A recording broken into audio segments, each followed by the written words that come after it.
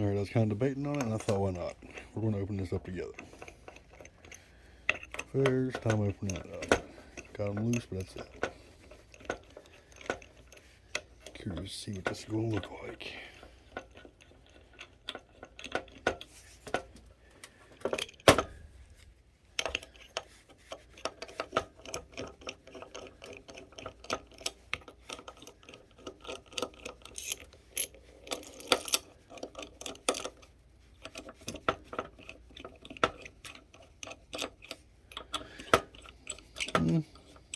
They still look pretty nice though, don't they, guys? Jeez.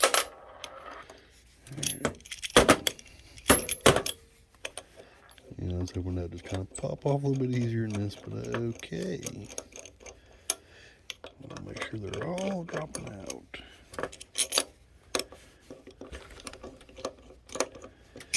Sorry, this is a little anticlimactic, huh?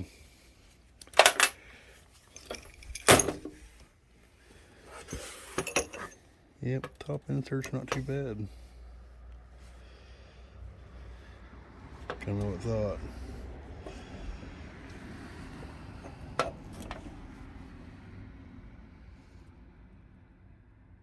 Yep, not bad. Let's see here.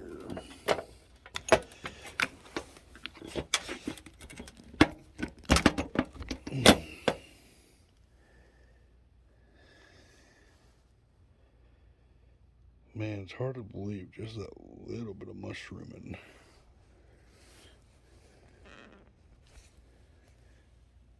I'm really surprised. I figured it would look a little worse. All of them, but they're not that bad. But boy, did they feel horrid. Jeez. Is the center one the main support structure? Is that what it is? Yeah.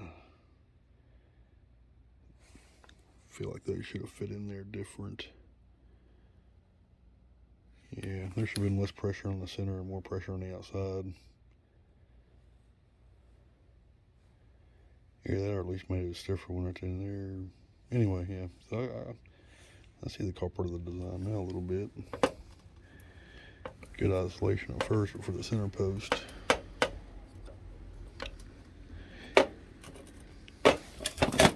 Like I said, I didn't say it in my last one, but the biggest issue with these mounts here is I do have the 4-point brace for underneath by Ultra Racing, and had no problems before.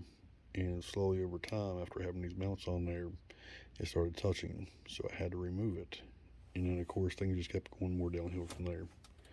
So that was the main culprit of why I knew I needed to replace these coming up.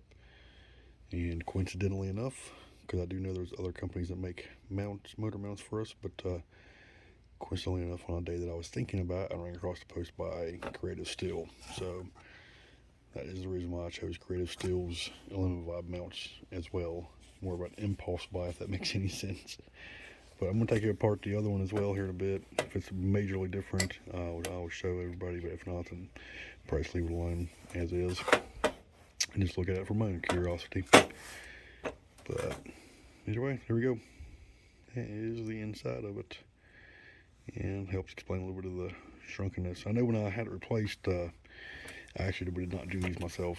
And the gentleman that had to do it, he said the aluminum vibes probably raised it about almost half an inch.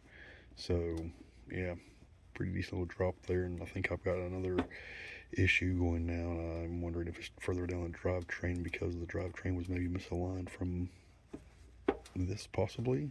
Who knows? All right, everyone have a good one.